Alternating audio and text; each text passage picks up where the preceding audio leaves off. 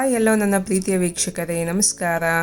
ಅಖಿಲ ಸವಿರುಚಿಗೆ ಸ್ವಾಗತ. ಇವತ್ತು ಸಿಂಪಲ್ಲಾಗಿ ಈಸಿಯಾಗಿ ಬೇಗ ಕ್ವಿಕ್ಕಾಗಿ ಮಾಡೋ ಅಂಥ ಖಾರ ಪೊಂಗಲ್ ತೋರಿಸ್ತಾ ಇದ್ದೀನಿ. ನೀವು ಬೆಳಗ್ಗೆ ಬಾಕ್ಸ್ಗೆ ಲೇಟಾಗಿ ಎದ್ದಾಗ ಏನಪ್ಪ ಮಾಡೋದು ಅಂದಾಗ ಇದನ್ನು ಮಾಡ್ಕೊಬೋದು. ಟೇಸ್ಟಿಯಾಗಿರುತ್ತೆ. ಮತ್ತು ಈ ಬೇಸಿಗೆಗಾಲದಲ್ಲಿ ಇದು ತುಂಬ ತಂಪಿರುತ್ತೆ. ಅದು ಹೆಸರುಬೇಳೆ ಅಲ್ವಾ, ತುಂಬ ತಂಪು ಕೂಡ ಇರುತ್ತೆ. ಮತ್ತು ಸಾಯಂಕಾಲ ಸ್ನ್ಯಾಕ್ಸ್ಗೆ ಸ್ಕೂಲಿಂದ ಬಂದಾಗ ಕೂಡ ಮಾಡ್ಕೊಳೋಂಥ ಬೇಗ ಕ್ವಿಕ್ಕಾಗಿ ಆಗೋ ಅಂಥದ್ದು ಇದು. ಬನ್ನಿ ಈಸಿಯಾಗಿ ಸಿಂಪಲ್ಲಾಗಿ ಹೇಗೆ ಮಾಡೋದು ಅಂತ ತೋರಿಸ್ತೀನಿ ನೋಡಿ. ಇದು 1 ಗ್ಲಾಸು ರೇಷನ್ ಅಕ್ಕಿ ತೊಗೊಳ್ಳಿ. ಒಂದು ರೇಷನ್ ಅಕ್ಕಿ ಅಂದರೆ ಸೊಸೈಟಿಯಲ್ಲಿ ಕೊಡೋ ಅಂಥ ರೇಷನ್ ಅಕ್ಕಿ ತೊಗೊಳ್ಳಿ, ತುಂಬ ಚೆನ್ನಾಗಿ ಬರುತ್ತೆ. ಮತ್ತು ಇಲ್ಲಿ 1 ಗ್ಲಾಸ್ ನಾನು ಹೆಸರುಬೇಳೆ 1 ಗ್ಲಾಸ್ ತೊಗೊತಾಯಿನಿ. ಎರಡು ಒಂದೇ ಸಮ ಪ್ರಮಾಣದಲ್ಲಿ ತೊಗೊಂಡು ಚೆನ್ನಾಗಿ ವಾಶ್ ಮಾಡ್ಕೊತಾಯಿನಿ. ಒಂದು 3 ಸಲ ತೊಳ್ಕೊಳ್ಳಿ, 2ರಿಂದ 3 ಸಲ ಚೆನ್ನಾಗಿ ವಾಶ್ ಮಾಡಿ ನೀರೆಲ್ಲ ಬಗ್ಸಿಟ್ಕೊಳ್ಳಿ.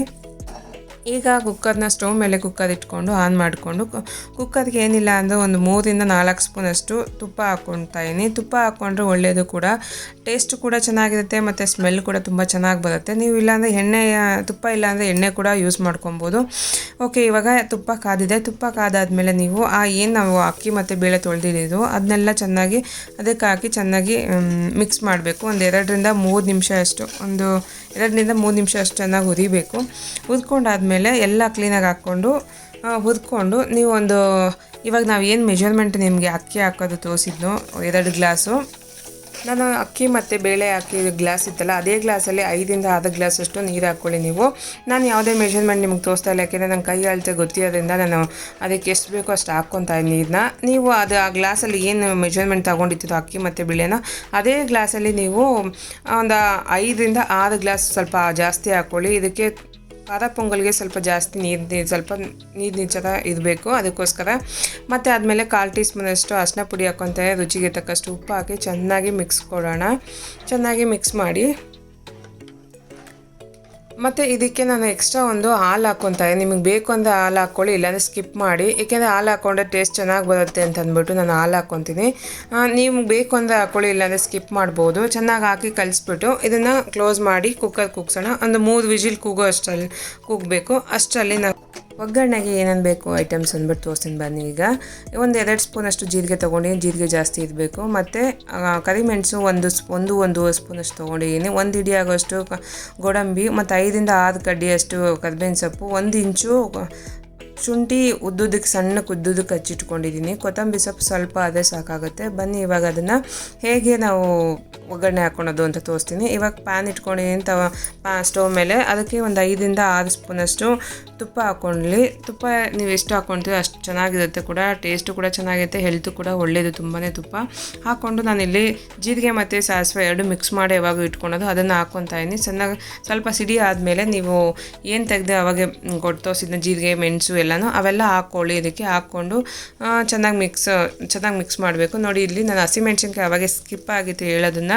2 ಹಸಿಮೆಣ್ಸಿನ್ಕಾಯಿ ತೊಗೊಂಡಿದ್ದೀನಿ, ಅದು ಉದ್ದುದಕ್ಕೆ ಹಚ್ಚಿದ್ದೀನಿ, ಅದು ಹಾಕ್ಕೊಳ್ಳಿ ಸಾಕು. ಅದೇ ಖಾರ ಸಾಕು. ನಾನು ಕರಿಮೆಣ್ಸಿನ ಸ್ವಲ್ಪ ಜಜ್ಜಿರೋದ್ರಿಂದ ಅದು ಖಾರ ಸ್ವಲ್ಪ ಬಿಟ್ಕೊಳುತ್ತೆ. ಮತ್ತು ಹಸಿಮೆಣ್ಸಿನ್ಕಾಯಿ 2 ಸಾಕಾಗುತ್ತೆ. ಅಷ್ಟೊಂದು ಜಾಸ್ತಿ ಇದಕ್ಕೆ ಖಾರ ಅವಶ್ಯಕತೆ ಇಲ್ಲ. ಚೆನ್ನಾಗಿ ಅದನ್ನು ಸಣ್ಣ ಉರಿಯಲ್ಲಿ ಮೀಡಿಯಮ್ ಉರಿಯಲ್ಲಿ ಚೆನ್ನಾಗಿ ಫ್ರೈ ಮಾಡ್ಕೊಬೇಕು. ಕರಿಬೇವಿನ ಸೊಪ್ಪು ಸ್ವಲ್ಪ ಲಾಸ್ಟಲ್ಲಿ ಹಾಕ್ಕೊಂಡು ಚೆನ್ನಾಗಿ ಫ್ರೈ ಮಾಡ್ಕೊತಾಯಿದ್ದೀನಿ. ಬೇಗ ಹಾಕ್ಕೊಂಡ್ರೆ ಅದು ಕಪ್ಪಗಾಗ್ಬಿಡುತ್ತೆ, ಇಲ್ಲ ಚೆನ್ನಾಗಿರಲ್ಲ ಅಂತ ಅಂದ್ಬಿಟ್ಟು. ಮೇಯ್ನಾಗಿ ಅದಕ್ಕೆ ಜೀರಿಗೆ ಮತ್ತು ಕರಿಬೇವಿನ ಸೊಪ್ಪು ಒಂದು ಒಳ್ಳೆ ಟೇಸ್ಟ್ ಕೊಡುತ್ತೆ ಮತ್ತು ಲುಕ್ ಕೂಡ ಕೊಡುತ್ತೆ. ಅದಕ್ಕೆ ಅದನ್ನು ಚೆನ್ನಾಗಿ ನಿಧಾನ ಉರಿಯಲ್ಲಿ ಮಾಡ್ಕೋಬೇಕು. ನೋಡಿ ಇವಾಗ ಕುಕ್ಕರ್ ತೆಗ್ದೀನಿ, ಎಷ್ಟು ಚೆನ್ನಾಗಾಗಿದೆ ಅಲ್ಲ, ಸ್ಮೂತಾಗಿ ಆಗಿದೆ. ಇವಾಗ ಇದು ಕೂಡ ರೆಡಿಯಾಗಿದೆ.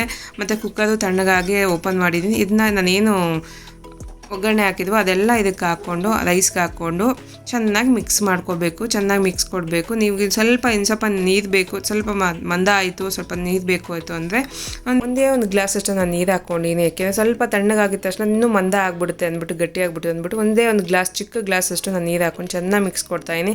ನೋಡೋದೆಲ್ಲ ತುಂಬ ಚೆನ್ನಾಗಾಗಿದೆಯಲ್ಲ. ಇದು ಸಣ್ಣ ಮಕ್ಕಳಿಗಾಗಲಿ, 2 ವರ್ಷ ಆದ ಮಕ್ಕಳಿಗಾಗಲಿ ಮತ್ತು ವಯಸ್ಸಾಗಿರೋರ್ಗಾಗಲಿ ಕೊಟ್ಟರೆ ತುಂಬಾ ಒಳ್ಳೆಯದು. ಜೀರ್ಣಶಕ್ತಿಗೆ ತುಂಬ ಒಳ್ಳೆಯದು. ಮತ್ತು ಜೀರಿಗೆ ಮೆಣಸು ಹಾಕಿರೋದ್ರಿಂದ ಗಂಟ್ಲಿಗೆ ಕಫಾಗೆ ಎಲ್ಲ ಒಳ್ಳೆಯದಾಗುತ್ತೆ. ನೋಡೋದಲ್ಲ ಎಷ್ಟು ಈಸಿಯಾಗಿ ಸಿಂಪಲ್ಲಾಗಿ ಬೆಳಗಿನ ಟಿಫನ್ಗೆ ಇಲ್ಲ ಸಾಯಂಕಾಲ ಮಕ್ಕಳು ಬಂದಿದ ತಕ್ಷಣ ಮಾಡಿಕೊಡೋಕ್ಕೆ ಸ್ನ್ಯಾಕ್ಸ್ ಎಷ್ಟು ಚೆನ್ನಾಗಿದೆಯಲ್ಲ. ಸ್ನ್ಯಾಕ್ಸ್ ಅಂದರೆ ಬೇಗ ಆಗೋವಂಥ ಟಿಫನ್ ಯಾರನ್ನ ಬಂದರೆ ಮಾಡಿಕೊಡೋಕ್ಕೆ. ಇದಕ್ಕೆ ನಾನು ಕಾಂಬಿನೇಷನ್ ಆಗಿ ಮಜ್ಜಿಗೆ ಮಾಡಿದ್ದೀನಿ. ಮಜ್ಜಿಗೆ ತುಂಬ ಗಟ್ಟಿ ಇಲ್ಲ, ತುಂಬ ತೆಳ್ಳನೂ ಇಲ್ಲ. ಸಣ್ಣಕ್ಕೆ ಒಂದು ಈರುಳ್ಳಿ ಹಚ್ಬಿಟ್ಟು ಅದಕ್ಕೊಂದು ಸ್ವಲ್ಪ ಕೊತ್ತಂಬರಿ ಸೊಪ್ಪು ಉಪ್ಪು ಹಾಕಿ ಕಲಸಿದ್ದೀನಿ ಅಷ್ಟೇ. ನೋಡ್ತಾ ಇಲ್ಲ ಎಷ್ಟು ಚೆನ್ನಾಗಿದೆ ಆಗಿದೆ ಅಂತ ಅಂದ್ಬಿಟ್ಟು, ಈಸಿಯಾಗಿ ಸಿಂಪಲ್ಲಾಗಿ ಬೇಗ ಆಗಿದೆ ಅಂದ್ಬಿಟ್ಟು. ಈ ವಿಡಿಯೋ ನಿಮಗೆ ಇಷ್ಟ ಆಗಿದೆ ಅಂತ ಅಂದ್ಕೊಂಡಿದ್ದೀನಿ. ಇಷ್ಟ ಲೈಕ್ ಮಾಡಿ, ಶೇರ್ ಮಾಡಿ, ಕಮೆಂಟ್ ಮಾಡಿ ತಿಳಿಸಿ ಹೇಗಾಗಿದೆ, ಹೇಗೆ ಬಂತು ಅಂತ ಅಂದ್ಬಿಟ್ಟು. ಓಕೆ, ಸಿಗೋಣ ಹೊಸ ವೀಡಿಯೋದಲ್ಲಿ. ಬಾಯ್ ಬಾಯ್, ಸಿ ಯು.